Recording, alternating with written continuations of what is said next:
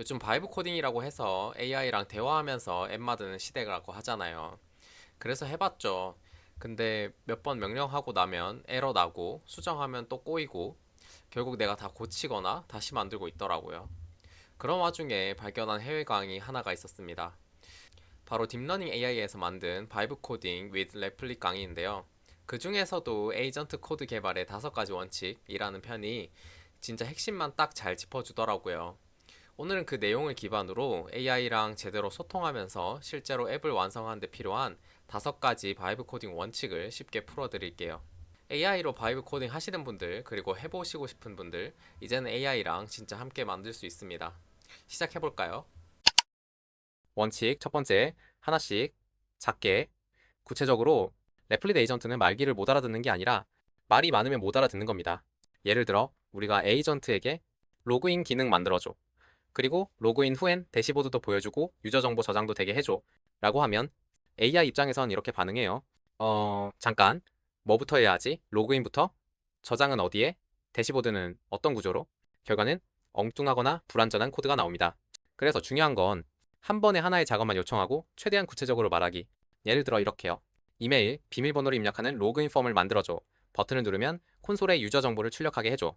이게 AI한테는 딱 먹히는 프롬프트입니다. 원칙 두 번째.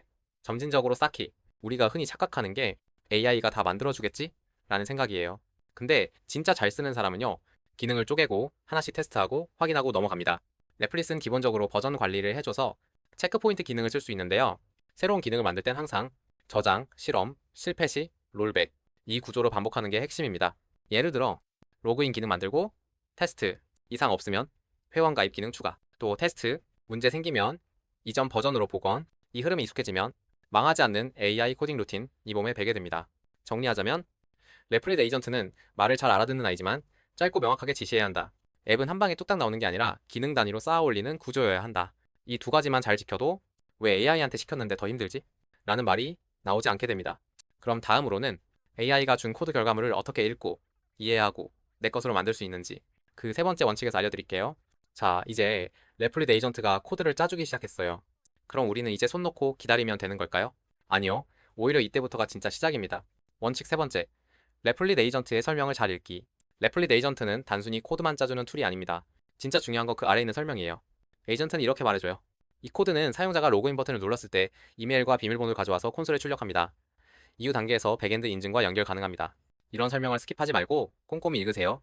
왜냐하면 어떤 구조로 만들어졌는지, 어떤 논리를 따라갔는지, 이후엔 어떻게 확장하면 되는지 이걸 알게 되면 내가 만든 앱의 구조가 눈에 들어오기 시작해요. 마치 개발자처럼요. 이게 바로 코딩을 배우지 않고도 앱 구조를 이해하는 사람이 되는 지름길입니다. 원칙 네 번째, 디버깅은 실패가 아니라 과정이다. 자, 그런데 이렇게 코드를 만들고 나면 거의 확실하게 버그가 생깁니다. 버튼 눌렀는데 안 되고, 데이터 저장이 안 되고, 심지어 화면도 안 나올 수 있어요. 근데 걱정하지 마세요. 디버깅은 실패가 아니라 과정입니다. 예를 들어, 버튼이 작동 안 한다? 콘솔 확인. 콘솔의 에러 메시지, 그 문장 그대로 복사해서 에이전트에게 묻기. 이 오류가 났는데 왜 그런지, 어떻게 고쳐야 할지 알려줘. 그럴 땐 레플릿 에이전트가 이유와 해결책을 같이 줍니다. 즉, 에러 메시지를 그대로 맥락에 담아주는 것. 이게 가장 효과적인 디버깅 방식이에요. 레플릿을 만든 사람도 말해요. 우리가 에이전트를 믿고 잘 설명해주면 결국 해결된다. 정리하자면 AI가 코드를 만들었다면 그 설명까지 읽고 구조를 익히기, 에러가 나도 당황하지 말고 그대로 복붙해서 에이전트에게 다시 요청하기. 이 두 가지만 잘해도 AI 코딩이 점점 쉬워진다는 걸 체감하게 됩니다. 원칙 다섯 번째, AI는 기억력이 짧다, 맥락이 중요하다. 레플릿 에이전트는 우리가 준 대화 내용, 즉 맥락 안에서만 생각합니다. 그런데 그 기억력이 생각보다 짧습니다. 말이 길어지면 앞에서 한 말은 까먹고 정보가 부족하면 AI 스스로 추측해버려서 결과가 엉망이 되기도 해요. 그래서 기능을 요청할 땐 무엇을 만들고 싶은지 그리고 어떤 조건에서 필요한지를 명확히 설명해줘야 합니다. 예를 들어 결제 후 이메일 보내줘. 결제 완료 시 유저에게 간단한 결제 안내 메일을 보내줘. 이렇게 맥락을 잘 담아주면 에이전트는 원하는 기능을 훨씬 정확하게 구현해줍니다. 요약하면 AI는 말귀를 못 알아듣는 게 아니라 정보가 부족하면 혼자 상상해서 이상한 결과를 낸다. 그래서 맥락을 충분히 주는 게 실력입니다. 지금까지 바이브 코딩을 더 잘하기 위한 5가지 원칙을 알아봤습니다. 막막했던 AI 코딩도 이 원칙들만 기억하면 정말 같이 만들고 있다는 느낌이 들 거예요.